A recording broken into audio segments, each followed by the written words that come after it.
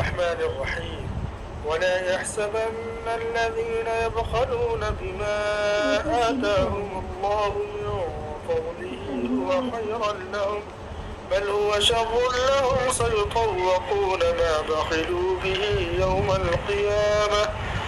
और जो लोग इस माल दौलत में से देने में बुख्ल करते हैं जो अल्लाह ने उन्हें अपने फضल से अता किया है, वो हरगिज़ इस बुख्ल को अपने हक़ में बेहतर ख्याल न करें बल्कि ये उनके हक़ में बुरा है।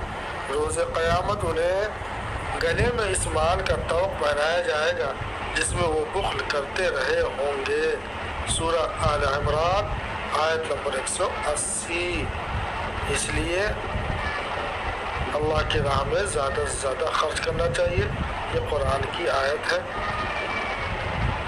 और इस मैसेज को खूब फैलाएं और चैनल को सब्सक्राइब करें।